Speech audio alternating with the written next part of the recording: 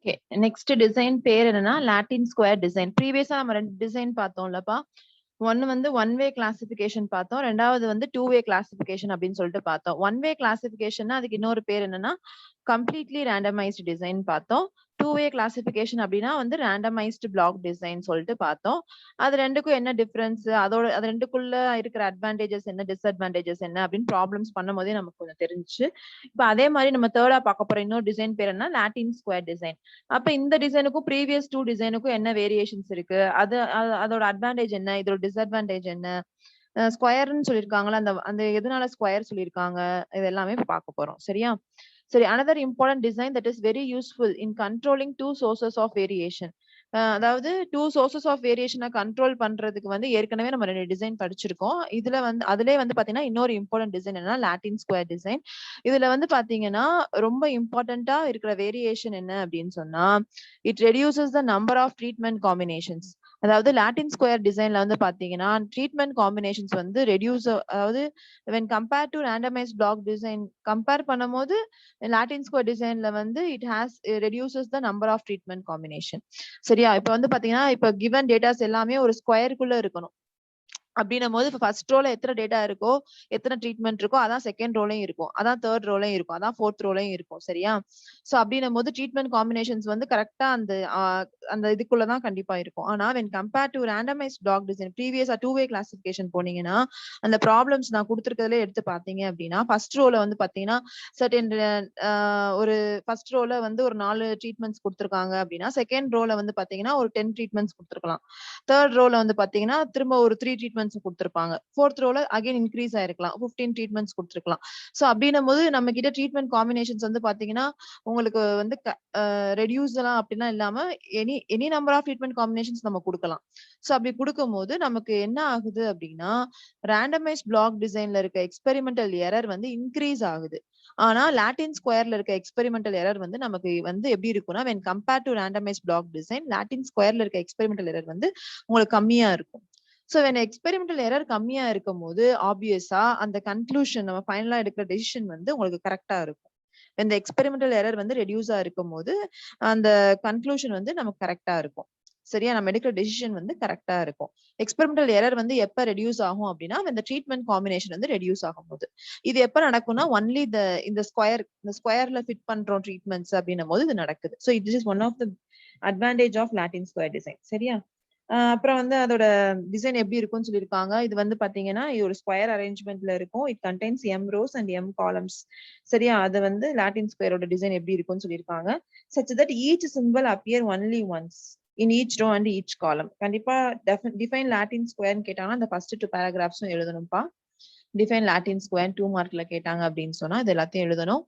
பாருங்க இதுல என்ன சொல்லிருக்காங்கன்னு பாருங்க. அது எக்ஸாம்பிளா கொடுத்திருக்காங்க. லாட்டின் ஸ்கொயர் அப்படின்னா it contains m rows and m columns. இந்த எக்ஸாம்பிள்ல பாருங்க it contains how many rows பா? 5 rows and 5 columns இருக்கு. and every treatment வந்து it appears exactly only once in a row and a column. இப்ப ஈன்னு ஒரு treatment எடுத்துக்கிட்டோம் அப்படின்னா அந்த ஈன்ற ட்ரீட்மெண்ட் வந்து ஃபர்ஸ்ட் ரோல ஒரே ஒரு தடவை தான் வரணும். அதே சமயத்துல அந்த காலம் ஃபர்ஸ்ட் காலம்லயும் அந்த ஈன்ற ட்ரீட்மெண்ட் வந்து ஒரு தடவை தான் வரணும். இப்படியே நீங்க ஒவ்வொரு ட்ரீட்மெண்டா எடுத்து பாத்தீங்கன்னா இப்ப இந்த தேர்ட் ரோல இருக்கிற இந்த டி பாருங்க. இந்த டீன்ற ட்ரீட்மெண்ட் வந்து தேர்ட் ரோல ஒரே இடத்துல தான் வரணும். அதே மாதிரி அந்த காலம் அதுலயும் ஒரே இடத்துல தான் டி வரணும். It should not replicate. Replications இருக்கக்கூடாது. ஆனா ரேண்டமைஸ் பிளாக் டிசைன்ல எல்லாம் ரெப்ளிகேஷன்ஸ் இருக்கலாம், நம்பர் ஆஃப் ட்ரீட்மெண்ட்ஸ் இன்க்ரீஸா இருக்கலாம், எல்லாமே இருக்கலாம். ஆனா இதுல வந்து ரெப்ளிகேஷன்ஸ் கிடையாது, நம்பர் ஆஃப் ட்ரீட்மெண்ட்ஸ் வந்து இன்க்ரீஸும் ஆக முடியாது, அந்த ஸ்கொயருக்குள்ள தான் ஃபிட் ஆகும். ஸோ இதெல்லாம் தான் வந்து advantage when compared to randomized block design. Previous டிசைனை கம்பேர் பண்ணும்போது இந்த டிசைன்ல இருக்கிற அட்வான்டேஜ் இதெல்லாம். சரியா? ஓகே, இந்த கம்பாரிசன் அவங்களே கொடுத்துருக்காங்க பாருங்க.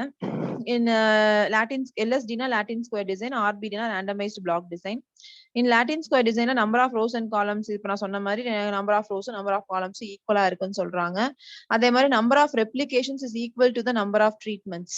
ரெப்ளிகேஷன் இருக்காது, அதனால தான் number of replication number of treatment ஈக்குவலா இருக்குன்னு சொல்றாங்க லாட்டின் ஸ்கொயர் டிசைன்ல. இந்த வேர்டிங்ஸ் எல்லாம் பார்த்து வச்சுக்கோங்க. பார்ட் ஏ இருக்குல்ல உங்களுக்கு, இந்த comparison of LSD and RBD அதெல்லாம் வந்து பார்ட் ஏல கேட்கலாம் உங்களுக்கு. சரியா?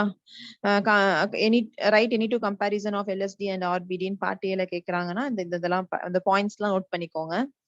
ஓகே, செகண்ட் பாருங்க, செகண்ட் சப்டிவிஷன்ல வந்து பாத்தீங்கன்னா லாட்டின் ஸ்கொயர் டிசைன்ல வந்து பாத்தீங்கன்னா மோஸ்ட் ஆஃப் த சைசஸ் வந்து எதுல இருந்து எதுக்குள்ள இருக்கும் பாத்தீங்கன்னா between 5 and 12.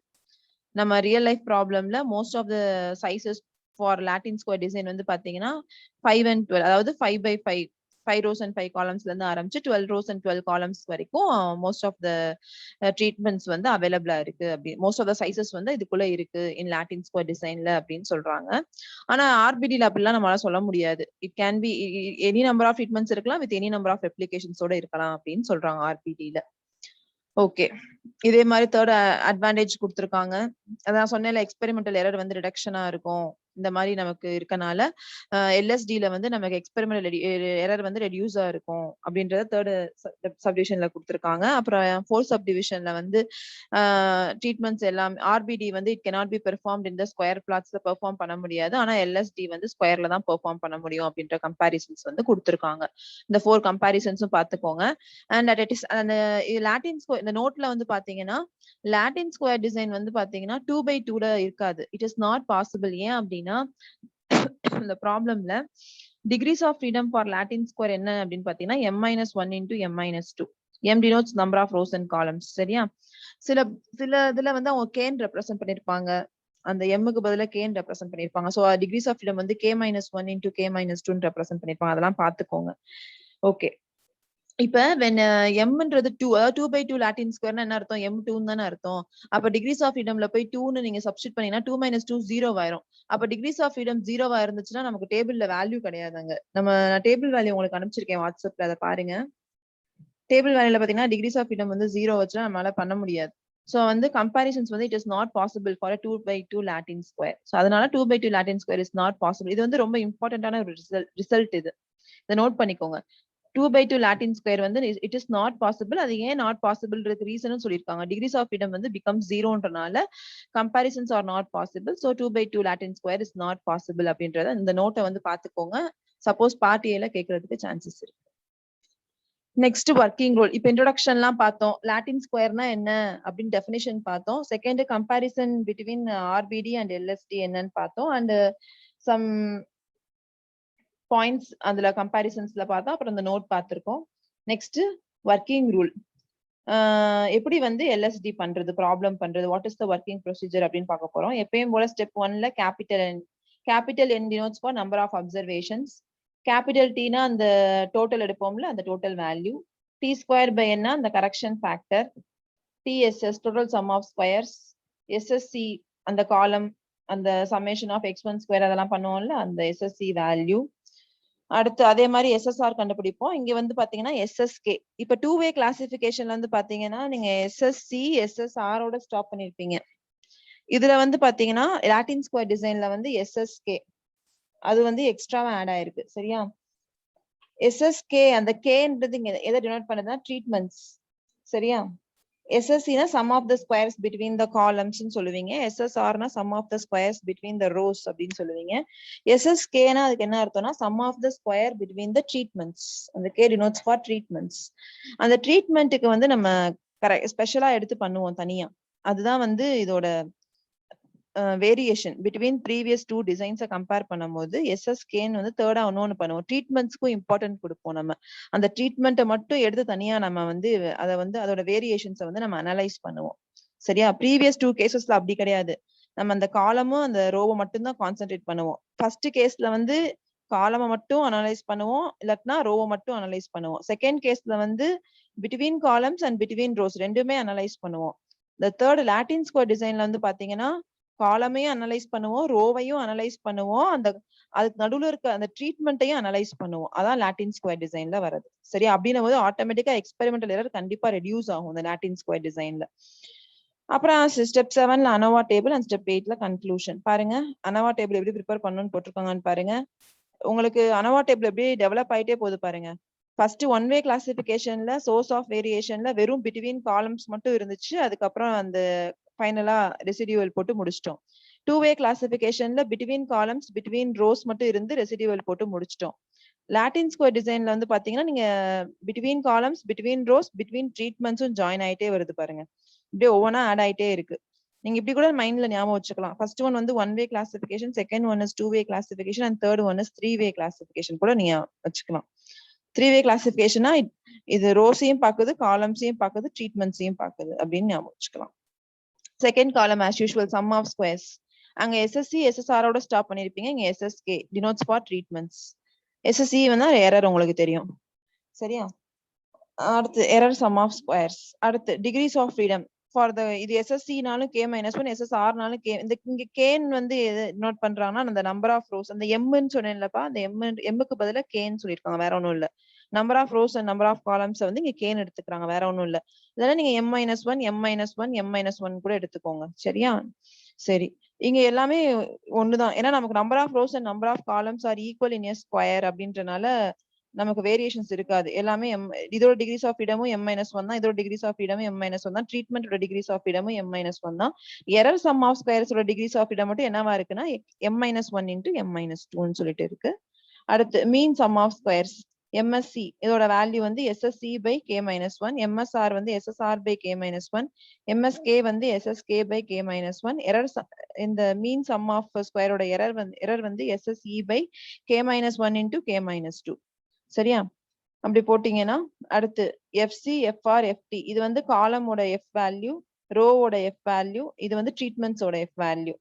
இது எப்பயும் போலதான். எஃப் வேல்யூ வந்து ஃபார் காலம்னா எம்எஸ்சி பை இந்த எரர் எம்எஸ்இ பார்க்கணும். எது கிரேட்டர் தென் ஆப்வியஸா எது கிரேட்டர் தென்னா இருக்கோ அதை நியூமரேட்டர்ல போடணும், எது ஸ்மாலரா இருக்கோ அது டினாமினேட்டர் போடணும். அதே மாதிரிதான் எஃப்ஆர் இருக்கும் எஃப்டிக்கும். எஃப்ஆர் வந்து எம்எஸ்ஆரையும் எம்எஸ்சியும் வச்சு எழுதணும், எஃப்டி வந்து எம்எஸ்கேவும் எம்எஸ்சியும் வச்சு எழுதணும். சரியா?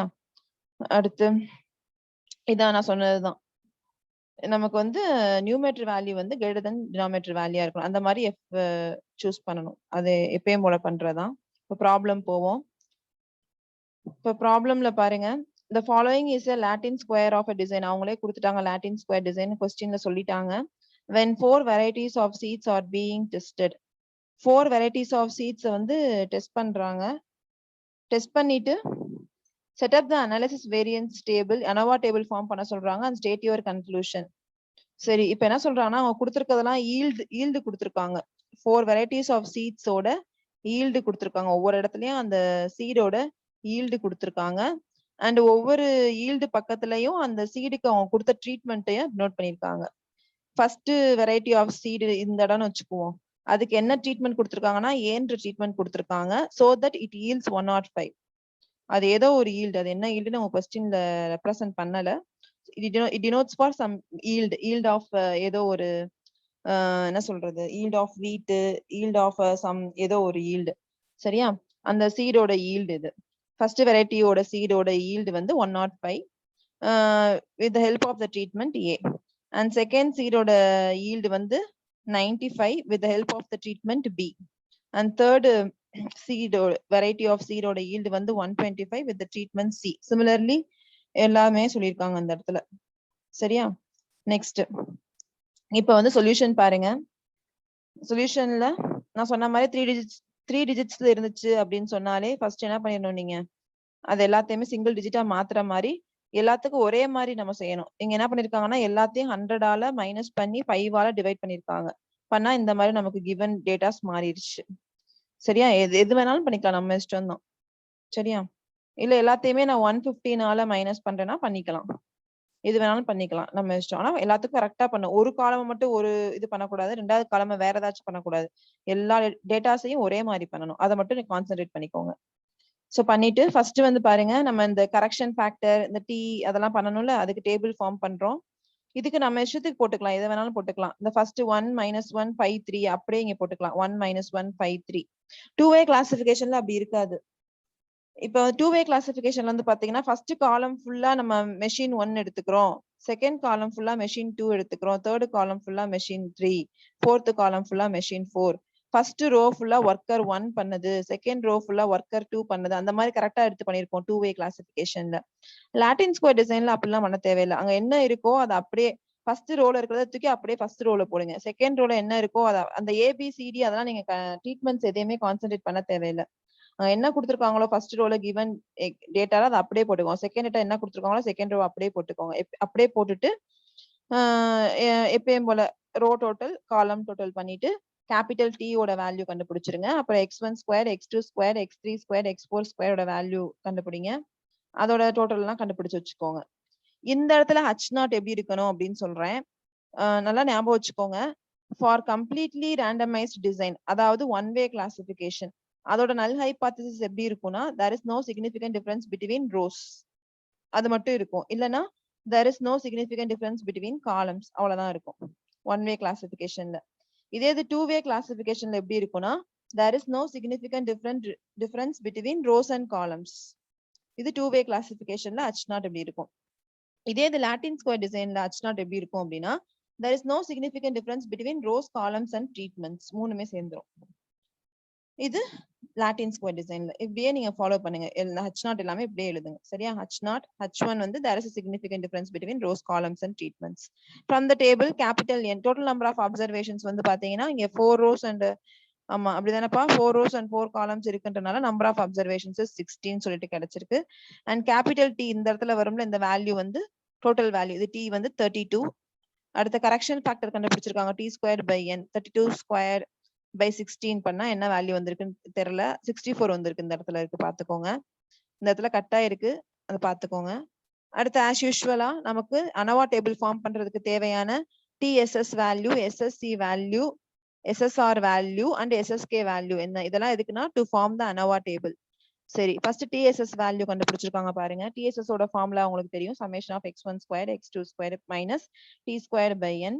summation of x1 square ஓட வேல்யூ வந்து பாத்தீங்கன்னா 20 plus 76 plus 28 plus 28 minus T square by N ஓட வேல்யூ வந்து 64. so answer is 88. இது எதோட ஆன்சர்னா TSS ஓட ஆன்சர். அடுத்து SSC னா summation of x1 the whole square by n1 s plus summation of x2 the whole square by n1 plus அந்த மாதிரி எழுதிட்டு minus T square by N. இதுல வர n1 வந்து எதை டினோட் பண்ணுதுன்னா SSC ல வர டினாமினேட்டர்ல வர n1 வந்து எதை டினோட் பண்ணுதுன்னா number of elements in each column. SSC ல வர n1 வந்து number of elements in each column. SSR ல வர அந்த டினாமினேட்டர்ல வர அந்த n வேல்யூ வந்து என்னன்னா number of elements in each row.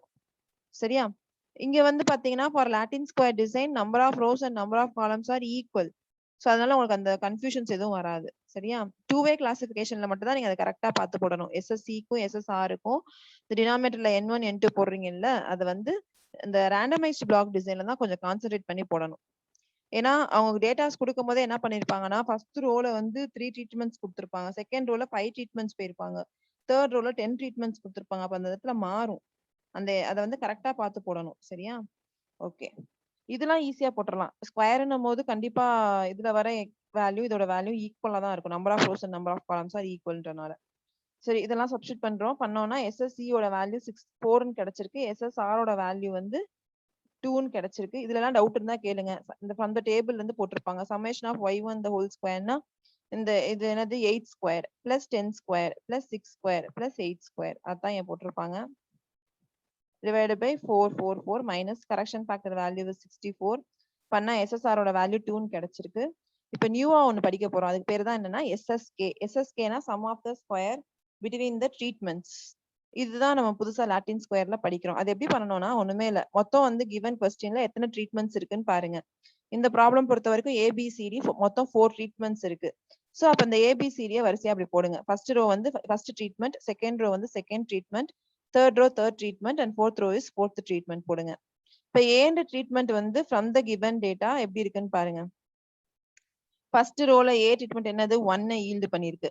Second ரோல A ட்ரீட்மெண்ட் வந்து 1, அடுத்து தேர்ட் ரோல 3 அண்ட் ஃபோர்த் ரோல 7.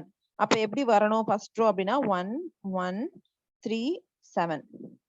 சோ அதான் இங்க இருக்கும் பாருங்க. SSKல Aல ஃபர்ஸ்ட் ரோ வந்து 1 1 3 7 வந்திருக்கா. அதே மாதிரி Bன்ற ட்ரீட்மெண்ட் இந்த -1 வந்து ஃபர்ஸ்ட் ரோல இருக்க B ட்ரீட்மெண்ட் ஈல்ட் பண்ணுது. இந்த +1ன்றது செகண்ட் ரோல இருக்கிற Bன்ற ட்ரீட்மெண்ட் ஈல்ட் பண்ணுது. இதே மாதிரி Cக்கு Dக்கு எழுதிடணும். எழுதி இது எல்லாத்தையும் சம் பண்ணி இங்க வச்சுக்கணும். சரியா? ரோ வைஸா சம் பண்ணி வச்சுக்கணும். இதை வச்சுட்டு இப்ப SSK எழுதணும். எப்படி எழுதணும்னா ஃபர்ஸ்ட் ரோவை ஆட் பண்ணிருப்பீங்கல்ல, அதோட whole square 12 square by n. இது வந்து number of elements. Number of elements ஆப்வியஸா வந்து கண்டிப்பா number of rows and equal to number of columns அப்படின்றனால அதே 4 தான் இதுக்கும் வரும். plus 0 square by 4 plus 10 square by 4 plus 10 square by 4 minus correction factor 64. So பண்ணீங்கன்னா SSK ஓட வேல்யூ என்ன கிடைச்சிருக்குன்னா 22. இது வந்து sum of the square between the treatments. அடுத்து error sum of squares கண்டுபிடிக்கணும். எப்படி கண்டுபிடிப்பீங்க? TSS பாருங்க, ஒன் வே கிளாசிபிகேஷன்ல SSE ஓட ஃபார்முலா எப்படி இருந்துச்சு? TSS மைனஸ் SSC இருந்துச்சு. டூ வே கிளாசிபிகேஷன்ல SSE ஓட ஃபார்முலா எப்படி இருந்துச்சு? TSS minus SSC minus SSR ஓட ஸ்டாப் ஆச்சு. இதே இது லாட்டின் ஸ்கொயர்ல எப்படி வந்திருக்கு பாருங்க, TSS minus SSC minus SSR minus SSK. So எல்லாம் பண்ணீங்கன்னா என்ன கிடைச்சிருக்கு? இதோட வேல்யூ SSE ஓட வேல்யூ என்ன கிடைச்சிருக்கு அப்படின்னா 16 கிடைச்சிருந்திருக்கு. இங்க கொஞ்சம் கட் ஆயிருக்கு, எல்லாத்தையும் மைனஸ் பண்ணா ஆன்சர் 16 கிடைச்சிருக்கு. நோட் பண்ணிக்கோங்க. சரி, எல்லா வேல்யூ கண்டுபிடிச்சிட்டோம். சோ நம்ம ANOVA டேபிள் ஃபார்ம் பண்ண போறோம். So ANOVA table for Latin square designers, source of variation first column, between rows, between columns, between treatments and error. Second columns SS sum of the squares, SSR, SSC, SSK, error sum of square, SSE. அடுத்து degrees of freedom, k minus 1, k minus 1, k minus 1, error க்கு மட்டும் k minus 1 into k minus 2. mean sum of square, MSR, MSC, MSK, MSE. அடுத்து variance ratio, FR ஓட value, இதுல இருந்து FR, FC, FT ஓட value. FTன்றது ட்ரீட்மெண்டோட F value. இதெல்லாம் நம்ம கம்ப்யூட் பண்ணது. இது table value. 5% level of significance தான் நான் அனுப்பிச்சிருக்கேன்ப்பா உங்களுக்கு. அந்த டேபிள் அனுப்பிச்சிருக்கேன் பாருங்க. F டேபிள் அனுப்பிச்சிருக்கேன் வித் 2 டிகிரிஸ் ஆஃப் ஃப்ரீடம்க்கு அனுப்பிச்சிருப்பேன். V1 6 இருந்து V2 3 இருக்கும்போது what is the table value of F அப்படின்ற டேபிள் நான் அனுப்பிச்சிருப்பேன். ரெண்டு லெவல் ஆஃப் சிக்னிஃபிகன்ஸ்க்கும் அனுப்பிச்சிருப்பேன். 5%க்கும் அனுப்பிச்சிருப்பேன், 1%க்கும் அனுப்பிச்சிருப்பேன். இந்த டேபிள் வேல்யூ பார்த்து எழுத தெரியுதா அப்படின்றத பாருங்க. இது நம்ம கண்டுபிடிச்ச வேல்யூஸ் தான் போட்டிருக்கோம். SSRக்கு 2 கண்டுபிடிச்சிருக்கோம், SSEக்கு 4 கண்டுபிடிச்சிருக்கோம், SSEக்கு 60 கண்டுபிடிச்சிருக்கோம். டிகிரிஸ் ஆஃப் ஃப்ரீடம் K-1 ஓட வேல்யூ எல்லாம் எழுதியிருக்கோம். அடுத்து MSR நம்ம கண்டுபிடிச்சது SSR by K-1 பண்ணா 0.67 and 1.33, 7.33. Error mean sum of அந்த எரரோட வேல்யூ வந்து 10 கிடைச்சிருக்கு. ஸோ ஆப்வியஸ்லி நமக்கு MSE ஓட வேல்யூ தான் ஹையஸ்டா இருக்கு. அப்படின்னும் போது F ஓட ஃபார்முலால எல்லாத்துலயுமே நியூமரேட்டர்ல MSE தான் வரும். ஸோ Rனா MSR போடுங்க, Cனா MSE போடுங்க, Tனா MSK போடுங்க. அவ்வளவுதான். பண்ணீங்கன்னா இதோட வேல்யூ 14.9, 7.52, 1.36 கிடைச்சிருக்கு. Table value 8.94, 8.94, 8.94. ஏன்னா எல்லாத்துக்குமே ஒரே டிகிரிஸ் ஆஃப் ஃப்ரீடமா இருக்கு போல. இதோட இப்ப FRன்னு வச்சுக்கோங்க, MSE ஏன்னா எல்லாத்துக்கும் K-1 தானே டிகிரிஸ் ஆஃப் ஃப்ரீடம், அப்ப சேமா தானே இருக்கும். கரெக்ட். MSE வந்து என்னது? MSEனா இந்த இடத்துல பார்க்கணும். இதோட டிகிரிஸ் ஆஃப் ஃப்ரீடம் வந்து 6. அப்ப V1 வந்து 6. கீழே டினாமினேட்டர் வந்து MSR. MSR ஓட டிகிரிஸ் ஆஃப் ஃப்ரீடம் வந்து 3. அதாவது V2 ஓட வேல்யூ வந்து 3. அப்ப V1, V2, V1 6, V2 3ன்னு போய் டேபிள் வேல்யூ பாத்தீங்கன்னா 8.94. அடுத்து இதுல MSE வந்து 10, MSC வந்து 3. அப்ப சாரி, MSE வந்து 6, 3. அதே மாதிரி இங்கே MSE வந்து 6, MSK ஓட டிகிரிஸ் ஆஃப் ஃப்ரீடம் வந்து 3. ஸோ 6,3, 6,3 எல்லாத்துக்கும் ஒரே டேபிள் வேல்யூ தான் 8.94. பாருங்க, இதுவும் நாட் லெஸ் தென்னா இருக்கு, இது லெஸ் தென்னா இருக்கு, இது லெஸ் தென்னா இருக்கு. ஃபர்ஸ்ட் ஒன் மட்டும் நாட் லெஸ் தென்னா இருக்கு. அப்ப என்ன கன்க்ளூஷன் எடுக்கணும்னா, calculated value of the column F column value வந்து less than table value னா H0 எப்படி கன்க்ளூஷன் எடுத்து எழுதணும்னா there is, இதை மட்டும் அக்செப்ட் பண்றோம் அப்படின்னா என்ன அர்த்தம்னா there is no significant difference between the columns. அதை மட்டும் நம்ம அக்செப்ட் பண்றோம். எது இது எப்படி இருக்கு? FR மாத்தி எழுதியிருக்காங்க. சரி, அதே மாதிரி இன்னொன்னு அக்செப்ட் பண்றோம். என்ன அக்செப்ட் பண்றோம்? Treatments. there is no significant difference between the treatments accept பண்றோம். there is no significant difference between the column accept பண்றோம். எதை மட்டும் அக்செப்ட் பண்ணல அப்படின்னா there is no significant difference between the rows மட்டும் நம்ம அக்செப்ட் பண்ணிக்கல. there is a significant difference between the yield of rows. மற்றபடி காலம்லயும் ட்ரீட்மெண்ட்ஸ்லயும் there is no significant difference அப்படின்றத அக்செப்ட் பண்ணிக்கிறோம். சரியா? இதான் கன்க்ளூஷன். இப்படிதான் கன்க்ளூஷன் எடுத்து எழுதணும். நெக்ஸ்ட் அதே மாதிரி இன்னொரு ப்ராப்ளம் பாருங்க. Analyse the data and interpret the result. Just அவங்க டேட்டாஸ் மட்டும் கொடுத்துருக்காங்க. அப்படியே இதான் கொஸ்டினே. உங்களுக்கு டைரக்டா உங்களுக்கு டேட்டாஸ் மட்டும் கொடுத்துரு. அது என்னன்னா அவங்க சொல்லல. அது என்னது ஈல்டு, காம்பினேஷன், ட்ரீட்மெண்ட் எதுவுமே சொல்லல. டைரக்டா டேட்டாஸே கொடுத்துட்டாங்க. லாட்டின் ஸ்கொயர் அப்படின்னு சொல்லிட்டாங்க. அவ்வளவுதான். ஸோ எப்பயும் போல பண்ணிருக்காங்க, பாத்துக்கோங்க.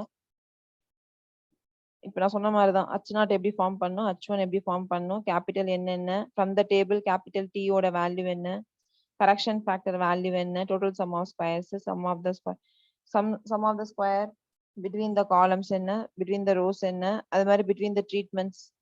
சரியா? ABCD ஏன்றது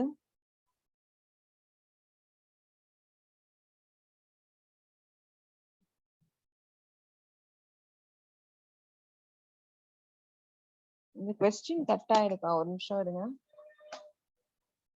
இந்த கொஸ்டின்ல வந்து அந்த ட்ரீட்மெண்ட் வந்து இல்லாம இருக்கு. அந்த டேட்டா அதை உங்களுக்கு பார்த்து அனுப்பிச்சு விடுறேன்.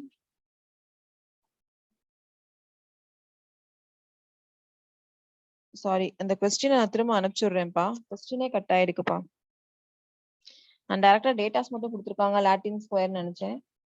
ப்ரீவியஸா ஆமா, உங்களுக்கு டேட்டாஸ் இருக்குல்ல, அந்த ட்ரீட்மெண்ட்ஸ் கொடுத்துதானே ஆகணும். அப்பதான் நமக்கு SSK கண்டுபிடிக்க முடியும்.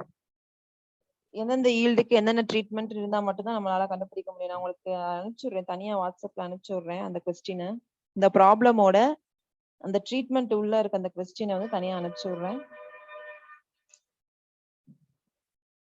சாரிப்பா, அந்த இது கட் ஆயிருக்கு. நான் அனுப்பிச்சு விடுறேன்.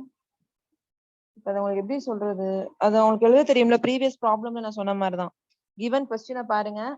ஃபர்ஸ்ட் ஏன்ற ட்ரீட்மெண்ட் எடுத்துக்கோங்க. அவங்களே ஏன்றது எங்கெங்கன்னு கொடுத்துருப்பாங்க. ஃபர்ஸ்ட் ரோல ஏக்கு என்ன இருக்கோ அதை எழுதியிருப்பாங்க. அடுத்து இது வந்து செகண்ட் ரோல ஏ ட்ரீட்மெண்ட் என்ன இருக்கோ அதை எழுதியிருப்பாங்க. இது வந்து தேர்ட் ரோல ஏக்கு என்ன இருக்கோ எழுதியிருப்பாங்க. இது வந்து ஃபோர்த் ரோல ஏயோட ஈல்டு என்னன்னு எழுதியிருப்பாங்க. Similarly for B treatment, C treatment and D treatment. இந்த கரஸ்பாண்டிங் ரோஸ் எல்லாத்தையும் ஆட் பண்ணி இங்க எழுதியிருப்பாங்க. ஸோ அதை வச்சு SSK கண்டுபிடிச்சிடலாம். அடுத்து SSE, அப்புறம் அனவா டேபிள் ஃபார்ம் பண்ணியிருக்காங்க. இது நம்ம கம்ப்யூட் பண்ண வேல்யூ, இது டேபிள் வேல்யூ வச்சு கன்க்ளூஷன் எடுத்திருக்காங்க. ஸோ எது வந்து அக்செப்ட் பண்ணியிருக்காங்கன்னா, காலம்ஸ் மட்டும் அக்செப்ட் பண்ணியிருக்காங்க, ரோஸையும் ட்ரீட்மெண்ட்டையும் அக்செப்ட் பண்ணல, ரிஜெக்ட் பண்ணியிருக்காங்க. சரியா? ஸோ அது இப்படியும் எழுதலாம். There is significant difference between treatments and rows அப்படின்னா ரிஜெக்டட் தான் அதை அப்படி எழுதியிருக்காங்க. எதை அக்செப்ட் பண்ணியிருக்காங்க அப்படின்னா there is no significant difference between the columns மட்டும் அக்செப்ட் பண்ணிருக்காங்க. இதான் கன்க்ளூஷன். நெக்ஸ்ட் இந்த ப்ராப்ளம் பாருங்க. இன் லாட்டின் ஸ்கொயர் எக்ஸ்பெரிமெண்ட் இந்த மாதிரி கொடுத்துருக்காங்க. சரியா? அத வந்து பேடி கிராப்பை வந்து அவங்க ஈல்ட் பண்றாங்க. சரியா? அதுக்கு ட்ரீட்மெண்ட்ஸ் வந்து ABCDன்னு 5 ட்ரீட்மெண்ட்ஸ் கொடுக்குறாங்க to yield the paddy crop. இதெல்லாம் yields of paddy crop with the treatments ABCD and E தான் டேட்டாஸ் நமக்கு. இதுல வந்து பாத்தீங்கன்னா 5 rows and 5 columns இருக்கு, which means நமக்கு M ஓட வேல்யூ 5. ப்ரீவியஸா பார்த்த ரெண்டு ப்ராப்ளம்லயும் 4 rows and 4 column வச்சு பார்த்தோம். இதுல வந்து 5 rows and 5 columns இருக்கு. இந்த ப்ராப்ளமா ஹோம்ஒர்க்கா வச்சுக்கோங்க. ஸோ இதை ஹோம்ஒர்க்கா பண்ணி அனுப்பிச்சுடுங்க. சரியா? ஓகே, நெக்ஸ்ட் டிசைன் வந்து 2 ஸ்கொயர்டு ஃபேக்டோரியல் டிசைன். அது என்னன்றதை நெக்ஸ்ட் வீடியோல ஷேர் பண்றேன்.